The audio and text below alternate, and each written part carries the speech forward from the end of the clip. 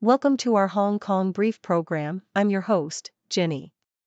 Today, we dive into the exciting developments in Hong Kong's financial landscape as investment bank CICC highlights the city's potential to become a leading offshore yuan hub, despite some short-term challenges. With lower borrowing costs and unrestricted capital flows, Hong Kong is attracting global investors looking to tap into the growing Chinese market. In a more lighthearted note, YouTube sensation IShowSpeed has arrived in Hong Kong, bringing his vibrant energy to the streets of Causeway Bay. Fans flocked to catch a glimpse of the star as he engaged in local customs and enjoyed some delicious KFC. His adventures have captivated audiences worldwide, with millions tuning in to his live streams as he explores the city and even meets adorable pandas at Ocean Park. Lastly, we turn our attention to a serious matter as the Ming festival approaches. Paul Melsom, a dedicated horticulturist, is on high alert for potential hill fires after a devastating incident destroyed thousands of trees.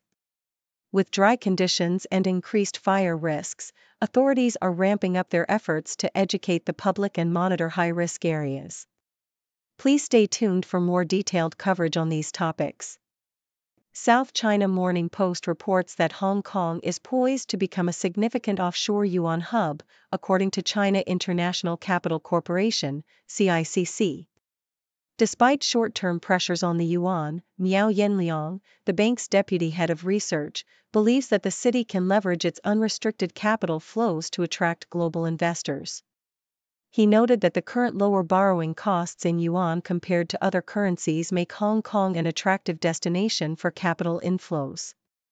As Chinese companies expand internationally, Hong Kong is transitioning from a gateway for foreign investors into mainland China to a bridge for Chinese businesses seeking global markets. The People's Bank of China's governor, Pan Gongsheng, emphasized Beijing's continued support for Hong Kong's financial center status, announcing measures to bolster the offshore yuan market. In a lighter vein, South China Morning Post highlights the visit of YouTube sensation IShowSpeed to Hong Kong, where he captivated fans in the bustling Causeway Bay area. The 20-year-old star, known for his vibrant personality and over 37 million followers, engaged with fans while exploring the city, including a memorable encounter with pandas at Ocean Park. His live stream attracted up to 140,000 viewers, showcasing his experiences across China, including tasting local cuisine and participating in cultural activities. This trip is seen as a bridge-building effort between American and Chinese cultures amid ongoing trade tensions, with IShowSpeed praising the hospitality he received and the city's amenities. Meanwhile, Paul Melsom, a dedicated tree enthusiast, faces challenges as he works to preserve Hong Kong's biodiversity after a devastating hill fire destroyed a significant portion of his planted trees in Lantau North Country Park. Melsom, who has spent over 2 decades planting native species, expressed his distress at witnessing the once lush forest become a charred landscape. With the Ming festival approaching, he remains vigilant against potential hill fires, which have historically surged during this period due to increased incense burning and dry conditions. Authorities are ramping up fire patrols and public education efforts to mitigate risks, as the city grapples with the long-term impact of such fires on its environment and the slow recovery process for affected areas.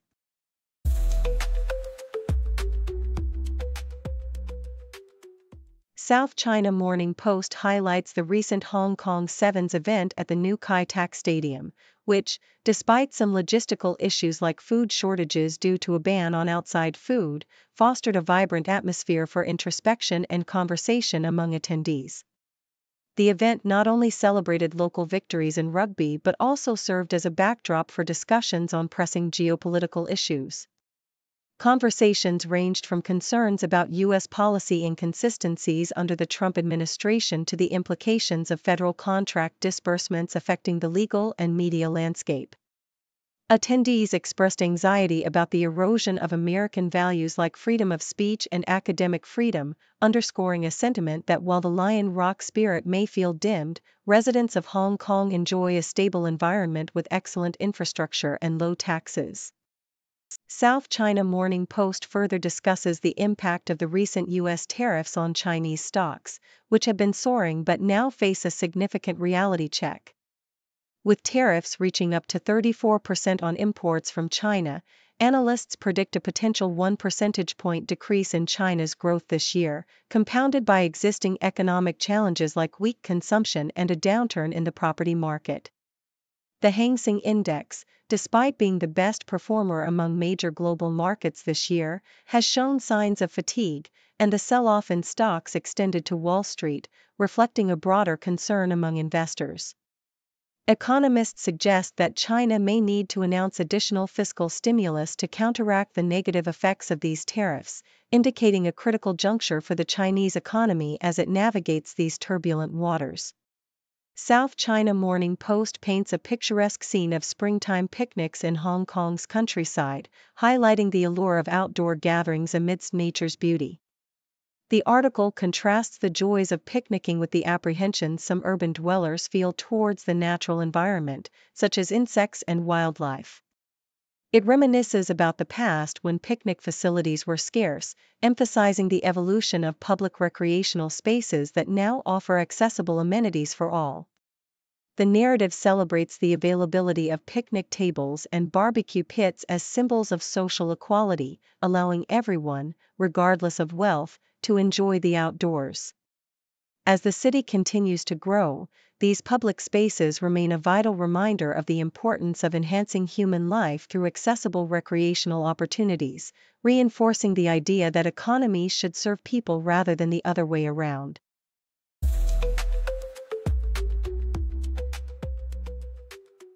South China Morning Post reports that the admission success rate for eligible candidates taking Hong Kong's Diploma of Secondary Education, DSE, has plummeted from 70% in 2023 to 61% in 2024. Despite an increase in the number of students meeting minimum entry requirements due to the removal of the liberal studies core subject, fewer candidates were offered places at local universities. The total number of available spots through the Joint University Programs Admissions System, JUPAS, also decreased significantly. Education consultant Ing Pashing explains that while students are achieving better grades in core subjects like Chinese and English, the heightened competition means that merely meeting the minimum requirements is no longer sufficient for securing university admission. In another article, the South China Morning Post delves into the largely forgotten Cold Food Festival, celebrated on the 105th day after the winter solstice, which falls on April 4 in 2025. Originating around the 7th century BC, the festival commemorates Jia Zichui, a loyal nobleman who perished in a fire after refusing to abandon his mother. Although the Cold Food Festival has faded over the centuries, its traditions of eating cold food have merged with the more widely recognized Qingming Festival, known for tomb sweeping and ancestor worship. The article also highlights how similar customs exist in South Korea and Vietnam, where the festival is observed with cold dishes and ancestral offerings, albeit with varying degrees of adherence to the original traditions. The SCMP opinion piece discusses the integrity of Hong Kong's district councils, which have faced scrutiny following a controversial electoral overhaul in 2023. With promises of improved governance and accountability, the public's expectations have risen, yet performance among councillors remains inconsistent. Reports indicate that the number of citizen interactions and cases handled varies greatly, raising concerns over transparency and accountability. Criticism has also been directed at the limited access to councillor performance reports, which can only be viewed in designated offices rather than online. Home Affairs Minister Alice Mak defends the current practices, but the public demands clearer assessments of councillors' work and appropriate follow-up actions to restore confidence in the district council's integrity.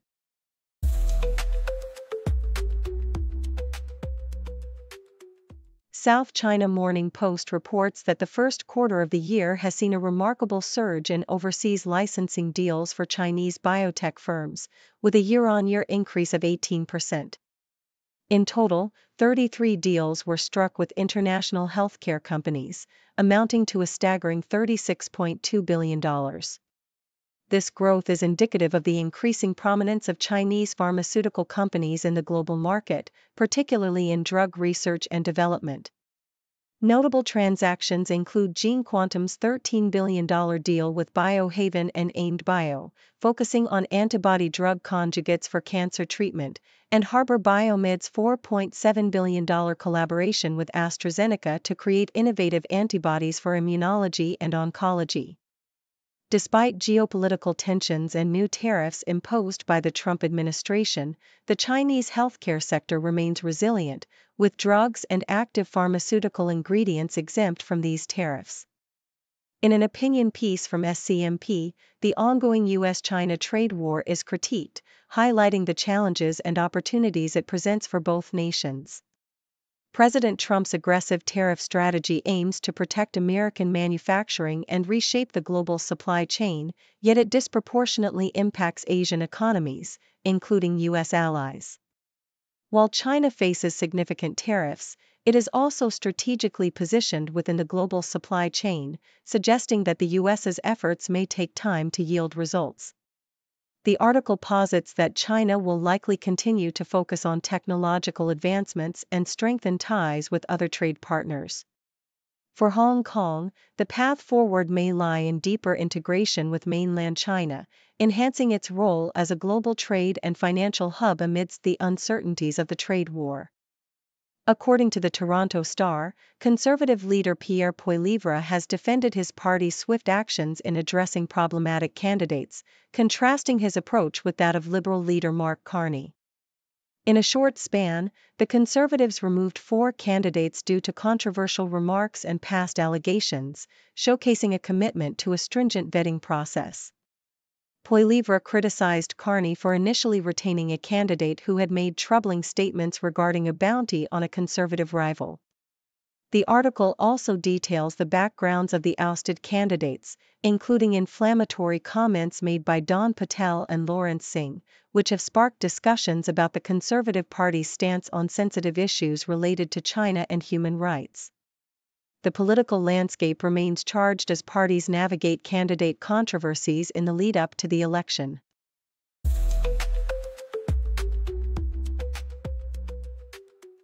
South China Morning Post highlights the vibrant life of Raquel Stroll, the Brazilian model-turned-fashion designer, who has carved out her niche in the glamorous world of fashion while supporting her husband, Aston Martin F1 owner Lawrence Stroll, and her stepson, driver Lance Stroll. Raquel, now 38, has transitioned from a successful modeling career to establishing her own brand, Raquel Diniz, which reflects her Brazilian roots and love for vibrant colors and prints. Her designs have caught the attention of celebrities, and she recently made a splash at the Venice Film Festival, showcasing her talent with a stunning floor-length dress she created herself. With a flagship store now in Milan, Raquel's journey from a swimsuit model to a fashion designer is a testament to her dedication and creativity. In a separate piece, South China Morning Post discusses the dazzling debut of comedian Nikki Glaser as the first-ever solo female MC at the Golden Globes. Her performance not only earned her rave reviews but also secured her a return as the host for the following year. Glaser's fashion choices, including a silver dress and a metallic off-white power suit, added to the sparkle of the evening. The article provides tips for those looking to emulate her glamorous style, suggesting a mix of designer pieces that can help anyone make a statement on their special night. Associated Press reports on a significant change in U.S. import policy as President Donald Trump moves to eliminate the de minimis tax exemption for low-value Chinese imports, a decision that could reshape the landscape of online shopping. This policy, effective May 2, will impose tariffs on packages valued at $800 or less, affecting popular e-commerce platforms like Shein and Temu that have thrived under the previous exemption. The change is aimed at closing a loophole that has allowed inexpensive goods to flood the U.S. market while raising concerns about counterfeit products and illicit substances. As companies brace for the impact of these tariffs, the shift may lead to higher prices and longer shipping times for consumers, altering the dynamics of cross-border e-commerce significantly.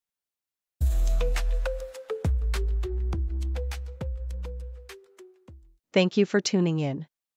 The content above showcases the latest briefing reports and analytical synopses, thoughtfully curated by the CICC team.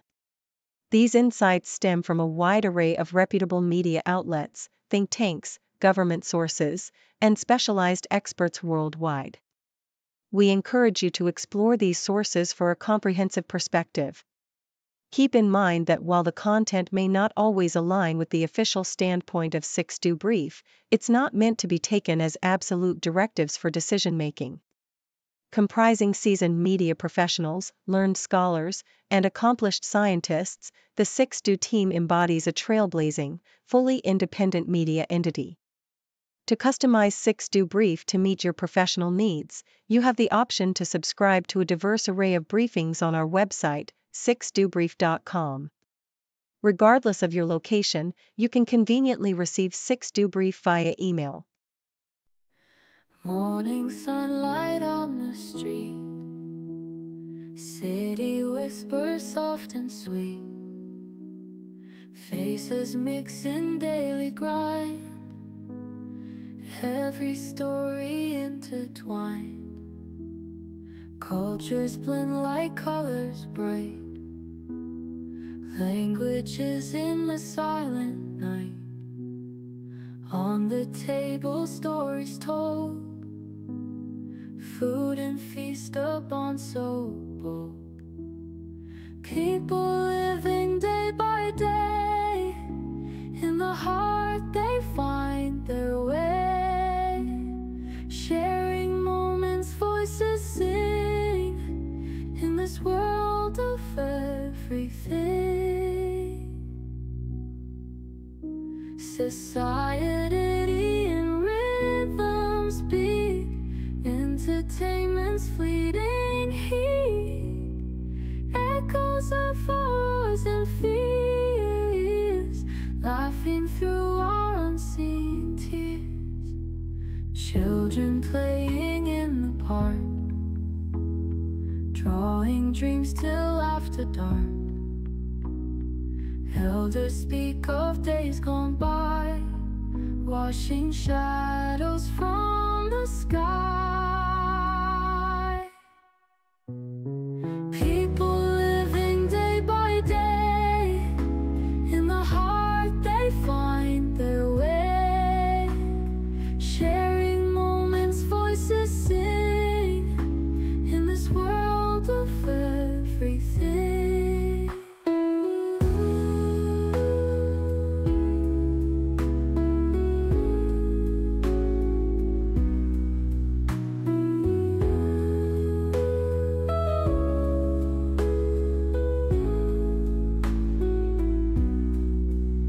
Society